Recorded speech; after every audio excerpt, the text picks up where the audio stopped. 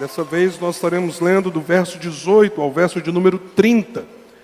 Aqueles que estiveram nos últimos domingos pela manhã sabem que nós estamos hoje concluindo uma série de 3 sermões sobre como lidar com o tempo da adversidade. Esse foi o tema que nós trabalhamos nos outros 2 domingos e trabalharemos hoje.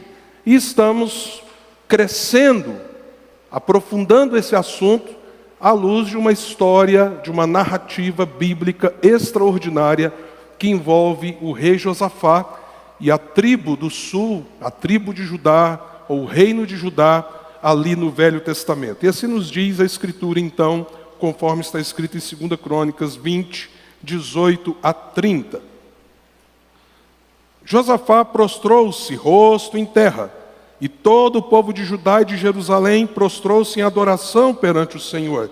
Então os levitas, descendentes dos coatitas e dos coreitas, levantaram-se e louvaram o Senhor, o Deus de Israel, em alta voz. De madrugada partiram para o deserto de Tecoa. Quando estavam saindo, Josafá lhes disse: escutem-me, Judá e povo de Jerusalém.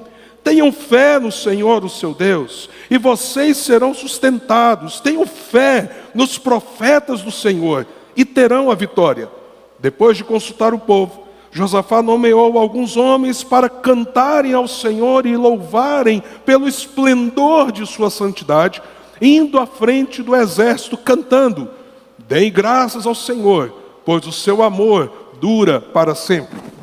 Quando começaram a cantar e a entoar louvores, o Senhor preparou emboscadas contra os homens de Amon e de Moabe e dos montes de Seir que estavam invadindo Judá, e eles foram derrotados. Os amonitas e os moabitas atacaram os dos montes de Seir para destruí-los e aniquilá-los. Depois de massacrarem os homens de Seir, destruíram-se uns aos outros. Quando os homens de Judá foram para o lugar de onde se avista o deserto e olharam para o imenso exército, viram apenas cadáveres no chão. Ninguém havia escapado. Então Josafá e os seus soldados foram saquear os cadáveres e encontraram entre eles grande quantidade de equipamentos e roupas e também objetos de valor. Passaram 3 dias saqueando, mas havia mais do que eram capazes de levar. No 4º dia, eles se reuniram no vale de Beraca, onde louvaram o Senhor. Por isso, até hoje, esse lugar é chamado Vale de Beraca. Depois, sob a liderança de Josafá, todos os homens de Judá e de Jerusalém voltaram alegres para Jerusalém, pois o Senhor os enchera de alegria, dando-lhes vitória sobre os seus inimigos. Entraram em Jerusalém e foram ao templo do Senhor, ao som de liras, harpas e cornetas. O temor de Deus veio sobre todas as nações quando souberam como o Senhor havia lutado contra os inimigos de Israel. E o reino de Josafá manteve-se em paz, pois o seu Deus lhe concedeu paz em todas as suas fronteiras. Vamos orar? Senhor, nos conduza na reflexão tão profunda, ó Deus, daquilo que o Senhor faz e como o Senhor age, quando o Senhor mesmo permite que grandes adversidades batam à nossa porta.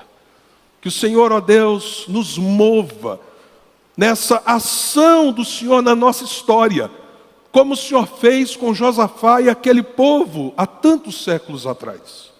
Que isso seja um testemunho na nossa vida, para a nossa vida, mas que também, ó Deus, seja notório àqueles que estão ao nosso redor, quanto ao poder, à glória do Senhor. Essa é a nossa oração em nome de Jesus.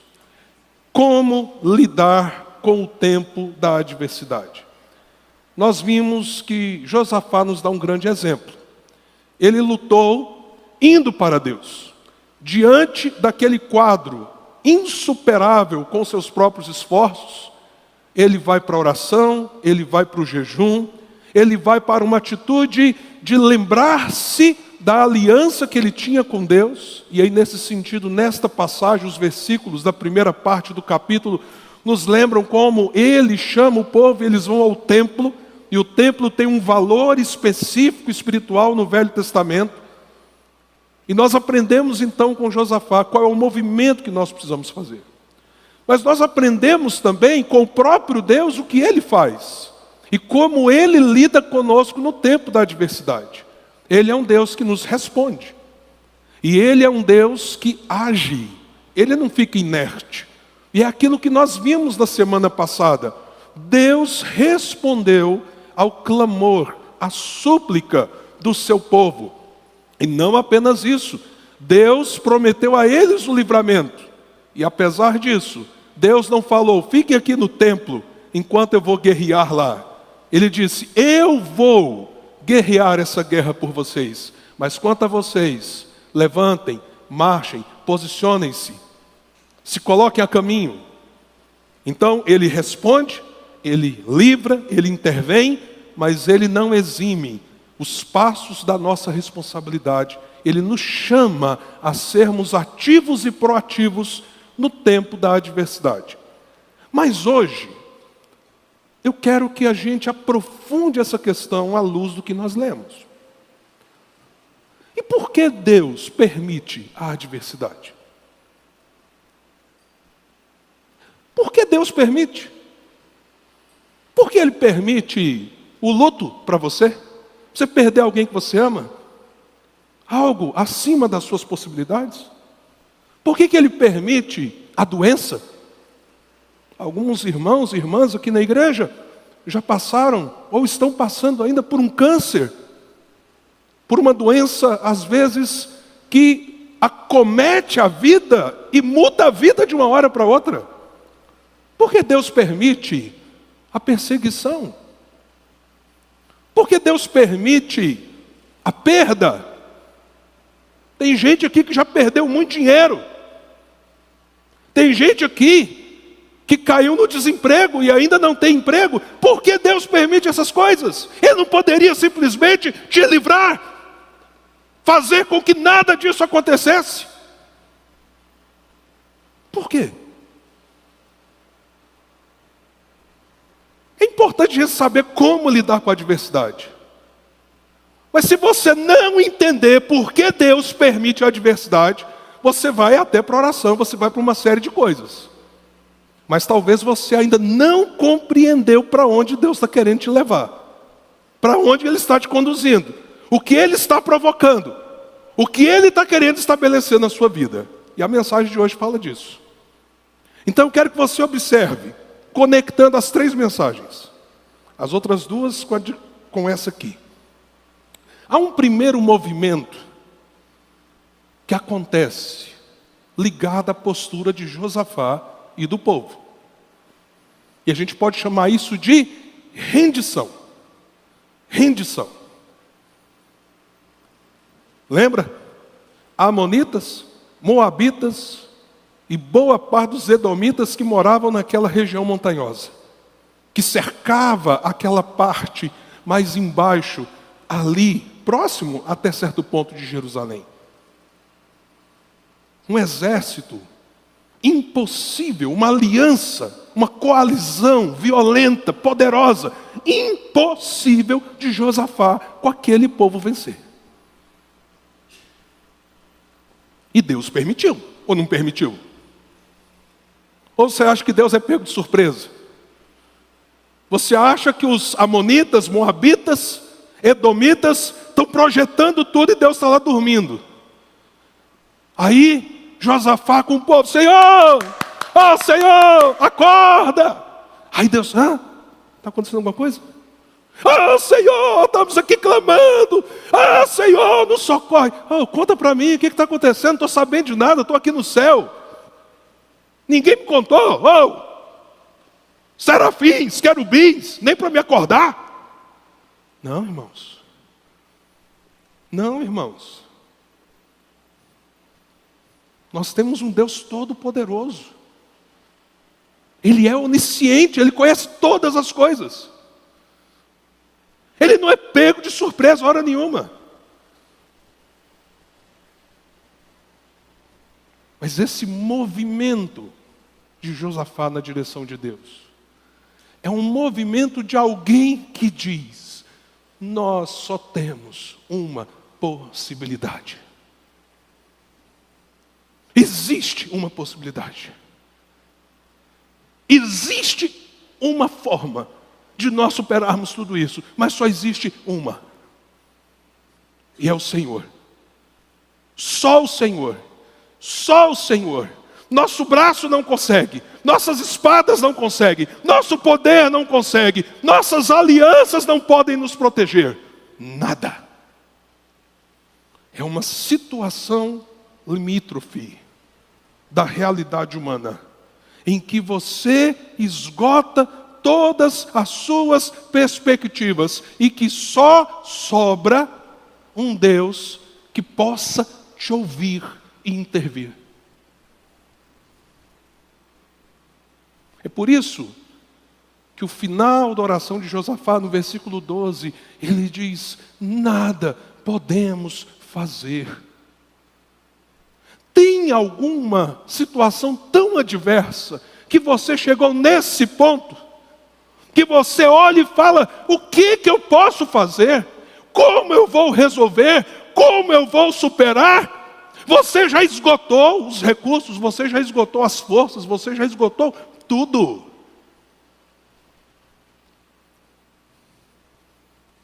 Você olha para si mesmo e se sente esvaziado, impotente.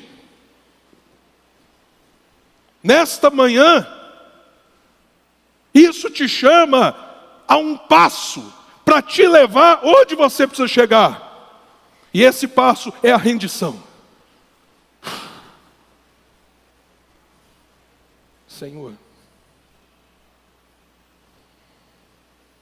Senhor. Mas há um segundo movimento que a gente viu e está vendo nesse texto. Essa rendição a Deus, em que tanto Josafá como o povo se lançam plenamente: Senhor, é só o Senhor. Os leva a uma experiência, irmãos, que todos nós precisamos.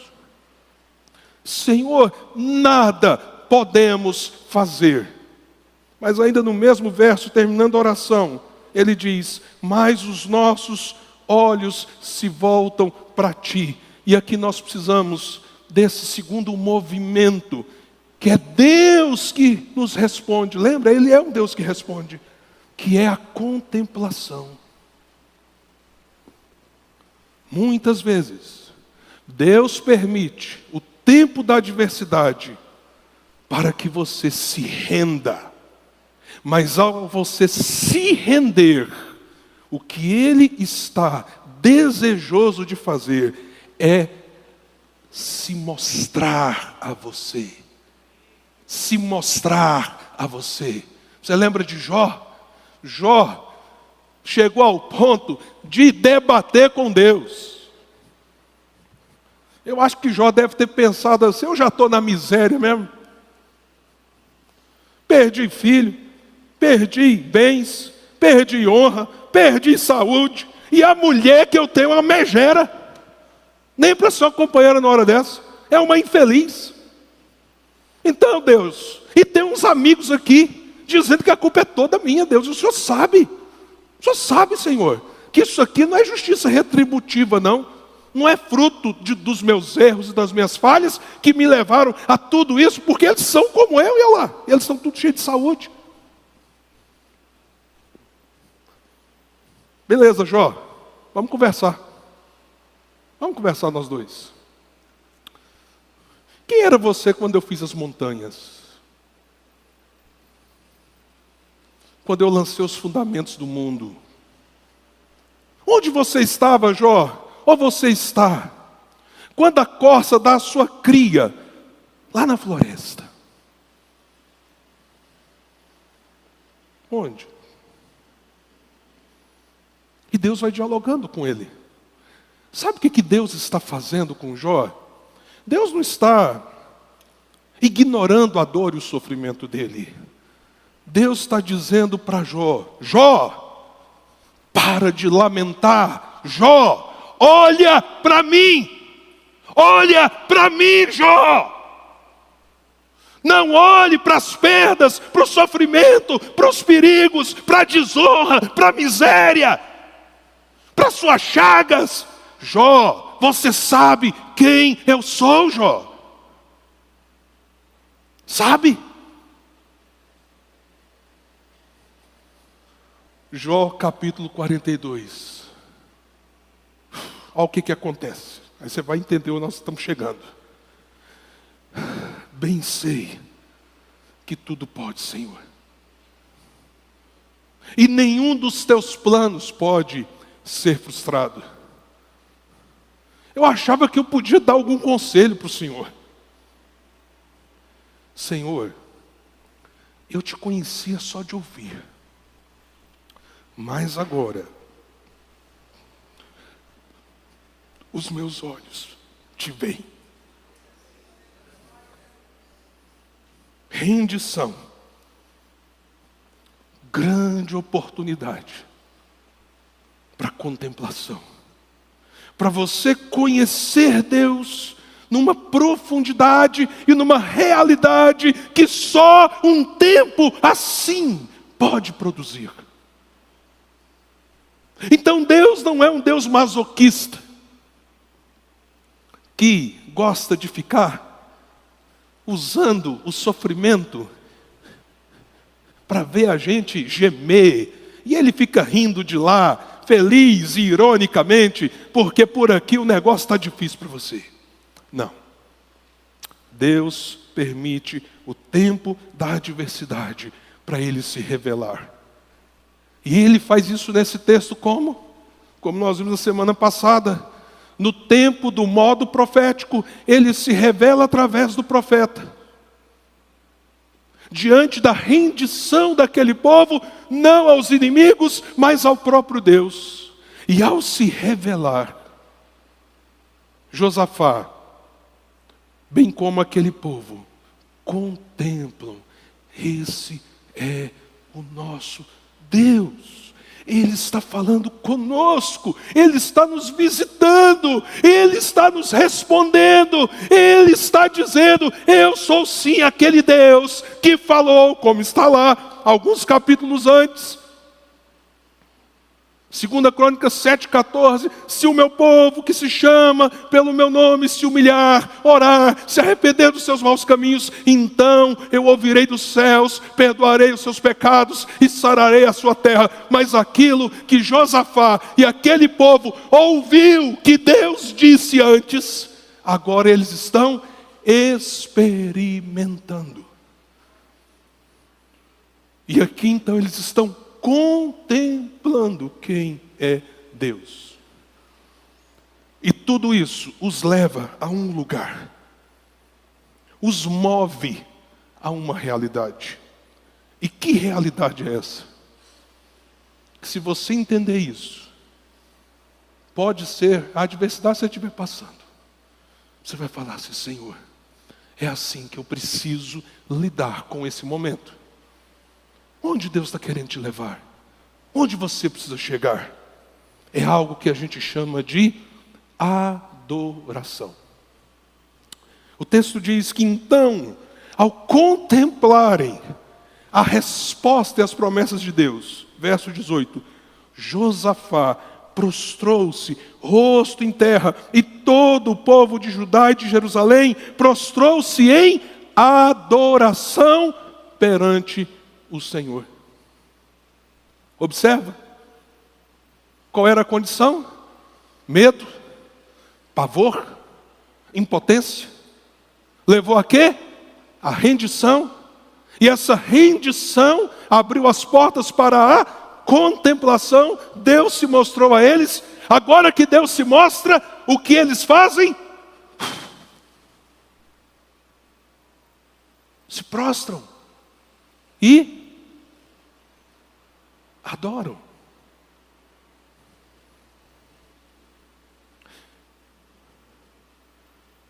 Na verdade, todo o tempo que nós vivemos deveria ser um movimento que nos leve à adoração. tudo. As bênçãos, as dádivas, os dias tranquilos e de paz, os dias de grande alegria e euforia por conquistas extraordinárias, como também os momentos difíceis, os vales profundos, os dias de perda, os dias de angústia. Porque a adoração é a grande razão da nossa existência, é o propósito da nossa vida. Mas nós somos instáveis. Como nós somos instáveis? Então, às vezes, Deus permite que nós cheguemos no limite das nossas forças, das nossas possibilidades, para que nós lembremos, sejamos recordados. Existe um Deus por nós. E quando nós chegamos neste ponto e rendemos todas as nossas forças, nossos sentimentos, nosso coração, e falamos, Senhor, é só o Senhor, então Ele se revela a nós. E quando esse movimento acontece, nós somos resgatados para o maior de todos os propósitos pelo qual nós fomos criados e nós existimos. Aquele povo então se prostra e adora. Só que nós não vemos isso apenas nesse versículo 18. E antes de continuar, eu quero abrir um pequeno parênteses. Eu sei que a maioria de vocês já sabe isso que eu vou dizer, mas talvez alguém está começando na fé, ou talvez você está ainda aqui, você está dizendo assim, eu quero conhecer a Deus, mas esse Deus que você está falando aí, Jean, eu não conheço ainda. E quem sabe essa manhã é uma manhã para você se render e contemplá-lo. E fazer algo que talvez você nunca fez na sua vida, que é adorá-lo. Eu não sei. Mas um pequeno parênteses. Qual é a diferença entre adoração e louvor? Existe diferença? Ou são a mesma coisa? Daqui a pouco, verso 21, o texto vai dizer, depois de consultar o povo, Josafá nomeou alguns homens para cantarem, que é um modo, é uma forma objetiva, que a gente louva e adora. Veja, aqui também vem uma dica importante. Cantar é um modo, é uma maneira. Aqui, por exemplo, a gente ora, a gente lê a Bíblia, a gente ouve a mensagem da palavra de Deus, a gente dizima, oferta, clama. O que envolve a adoração? Quando a gente canta? Também. Porque a adoração está presente na oração, no cântico, na leitura, na palavra, e assim por diante. Nos atos de misericórdia. Quando você é movido a abençoar alguém, a ser instrumento na vida de alguém, porque você diz assim, eu preciso ser um instrumento nas mãos de Deus, eu preciso abençoar alguém. Isso é adoração, irmãos. Mas o que é adoração na sua definição mais básica? E o que é louvor na sua definição mais básica? Primeiro você tem que guardar a palavra exaltação. As duas coisas têm a ver com exaltação. Quando adoramos, estamos exaltando. Quando louvamos, estamos exaltando. Mas então, onde está a diferença? A diferença está que toda vez que nós adoramos, o foco é no ser de Deus. Nós estamos exaltando a Deus por quem Ele é. E quando nós louvamos, nós estamos exaltando a Deus pelos seus feitos. Quem Ele é? Adoração. O que Ele faz, o que Ele fez, ou o que Ele tem realizado desde toda a eternidade, louvor. Pastor, e como que a gente separa essas coisas? Mas quem disse que você tem que separar? Quem diz que você tem que separar? Você tem que exaltar. Mas você precisa entender que Ele é digno de exaltação, não apenas pelo que Ele faz. Se você não entende que Ele é digno de toda exaltação, inclusive se Ele não fizer nada, mas simplesmente por Ele ser quem Ele é, você pode esvaziar a sua vida do propósito de glorificar a Deus. A gente adora e louva em todas as circunstâncias, como nós vamos ver aqui. Então guarda isso com você. Tanto é que nesse versículo, o texto diz: depois de consultar o povo, Josafá nomeou alguns homens para cantarem ao Senhor e o louvarem. Olha como as coisas estão ao mesmo tempo tão conectadas. E o louvarem pelo esplendor, o quê? Da sua santidade. Pergunta: santidade é algo que Deus faz ou é quem Deus é? Ele é um Deus santo? Ou Ele é um Deus que produz santidade no sentido de que Ele precisa se empenhar por isso? O que vocês acham? Ele é santo. Então eu adoro quando eu digo: Senhor, Tu és santo. Lembra que inclusive esse é um cântico na presença do trono de Deus, Isaías capítulo 6. E eles entoavam um cântico: Santo, Santo, Santo é o Senhor dos exércitos. Toda a terra está cheia da sua glória. Tinha uma irmã que gostava de orar. Toda vez que ela orava, ela começava a oração assim: Santo, Santo, Santo. 3 vezes santo é o Senhor. Aí me desconcentrava um pouco, 3 vezes santo, não é? Mas ela entendeu. A gente exalta a Deus porque Ele é santo. Mas é interessante que eles iam louvá-lo no esplendor da sua santidade. Mas olha o que eles cantavam: deem graças ao Senhor, pois o seu amor dura para sempre. O seu amor dura para sempre. Então eles estão adorando na beleza da santidade, louvando o Senhor, porque o amor dele dura para sempre. Aí, tem alguma novidade? Você saber que Deus ama você? Por isso você tem que contemplar o amor. Não é só saber. Por que eles estão cantando isso aqui? Porque eles estavam rendidos.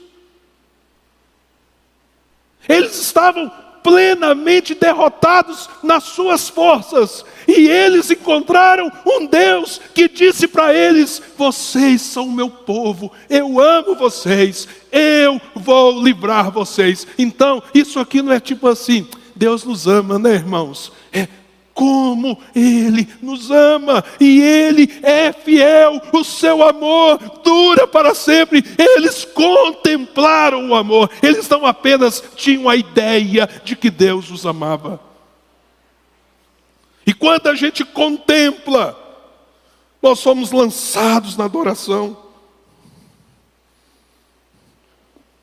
E a gente vê nessa dinâmica em que aquele povo distante, frio, que agora rendido e contemplando o Deus a quem eles deveriam servir, resgatam a adoração.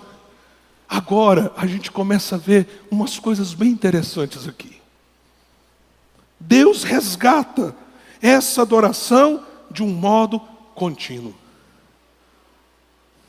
Nesse texto, tem adoração antes, durante, depois. Você prestou atenção nisso? Deus havia se mostrado a eles. Eles se prostram e adoram. Mas os exércitos estão vindo. O perigo havia mudado.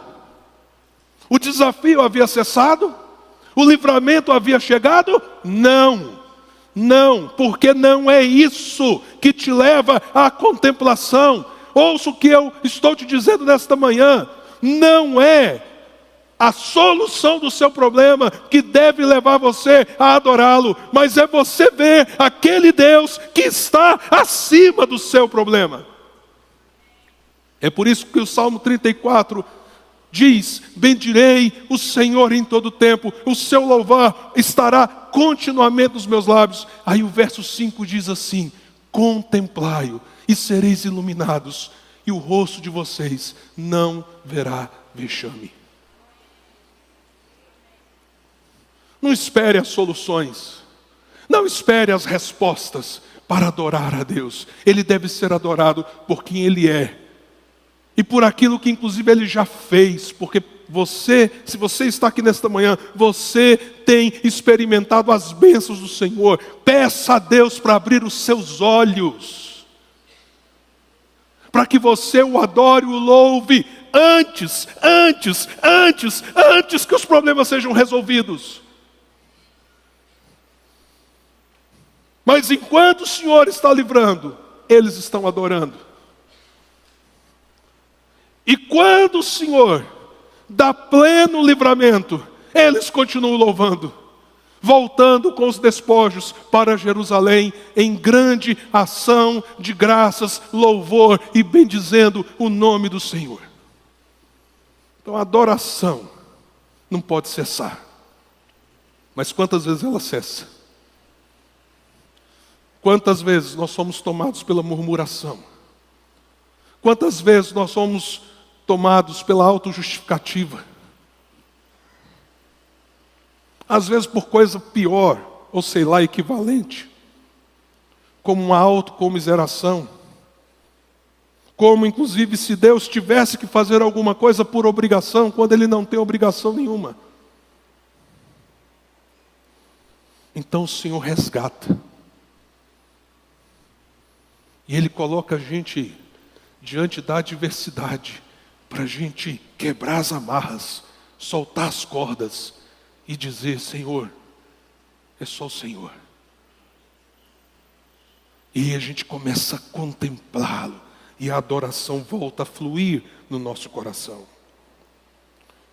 Mas a adoração também se mostra como uma arma. O texto diz, verso 22, quando começaram a cantar e a entoar louvores, o Senhor preparou emboscadas contra os homens de Amon, de Moabe e dos montes de Seir. A adoração é uma grande arma. Lembra? Eu vou guerrear essa guerra, mas vocês marchem. Eu vou livrar vocês, mas tomem posição.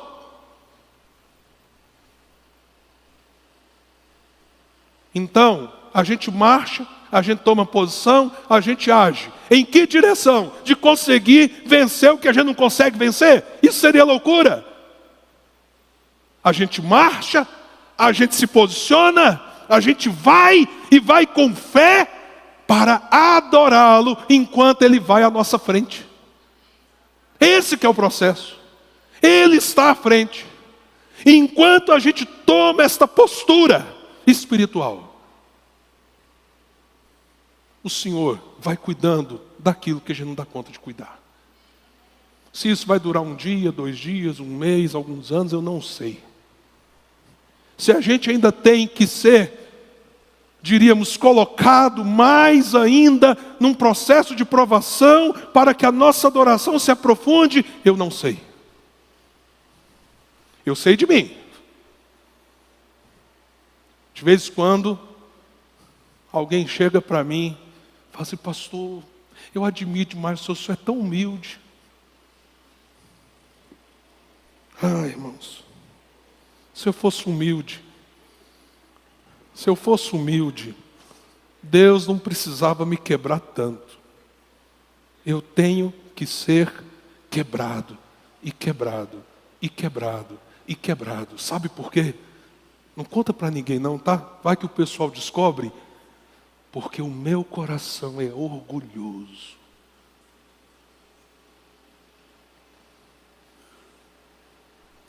Pastor, eu não sei, pastor, não precisa dessa humildade. A gente queria fazer uma homenagem para o senhor. Não. Para de me tentar. Aí você vai fazer homenagem, vai que eu gosto. Você está tirando o meu coração de onde ele precisa estar. Glorifica a Deus, exalta a Deus. A honra é dele. Que honra é para mim? Zero. Me ajuda. Me ajuda. Então o lugar que a gente tem que tomar é o lugar da adoração. Ela precisa ser contínua. Por quê? Porque só assim nós vamos experimentar o prazer de sermos quem nós fomos chamados para ser.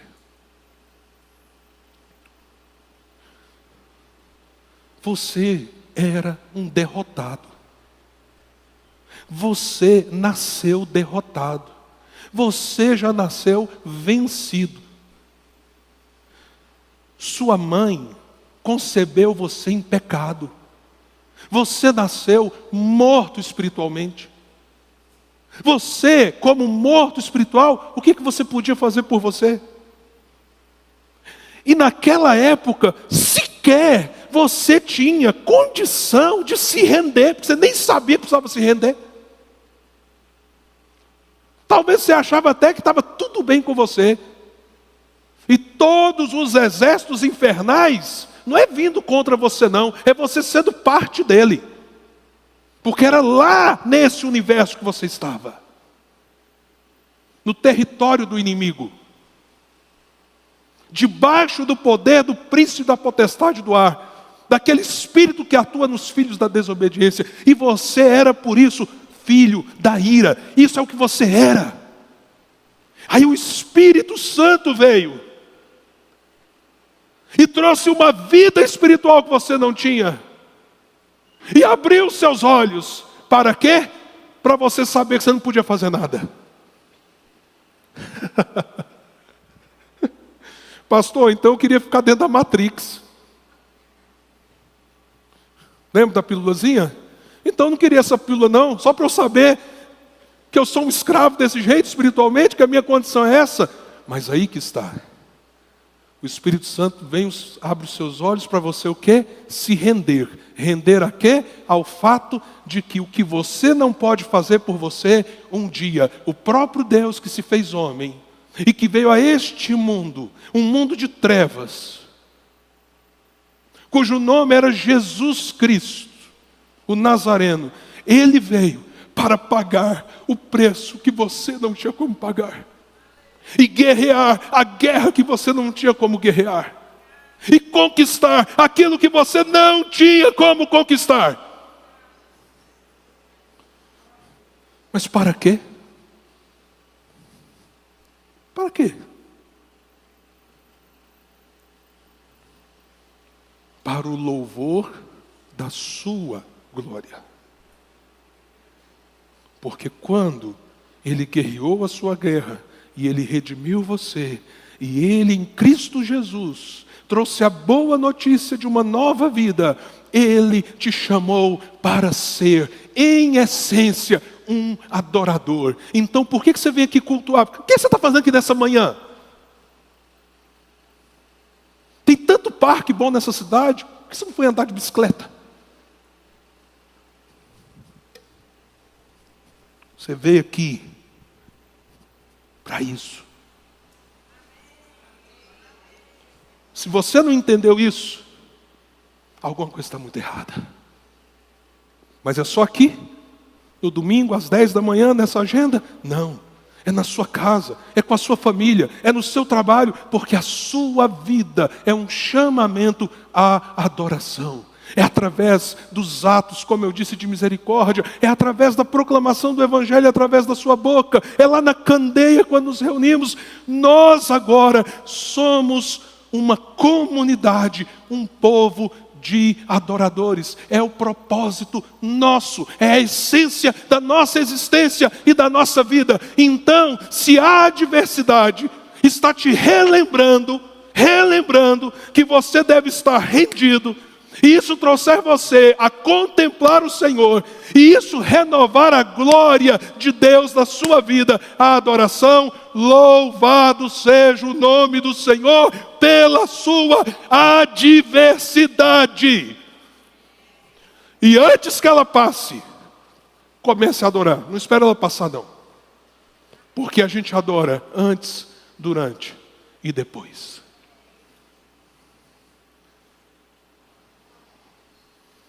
Esse é o nosso chamamento. Queria pedir ao Ministério do Louvor que voltasse aqui. Nós temos poucos minutos. O pessoal pode vir aqui rapidinho, rapidinho, rapidinho. Inclusive eu falei para o Senhor ali: Senhor, me ajuda com as minhas emoções. Porque me veio ao coração um cântico. E eu pensei assim, eu queria tanto cantar com a igreja no final dessa mensagem. Aí eu fiquei constrangido, porque a turma vem, ensaia, se prepara, né? E aí você chegar assim em cima da bucha, né? A gente se vira aí com cifra, ó, a gente não ensaiou, vamos lá. Eu sei que eles fazem porque eles me amam e eu amo o Senhor. Mas que eu acho que eles ficam com raiva de mim, eles ficam assim quase a semana toda. Não sei. Só que eu fiquei muito emocionado ali. Porque o cântico que estava no meu coração foi o cântico antes dessa mensagem.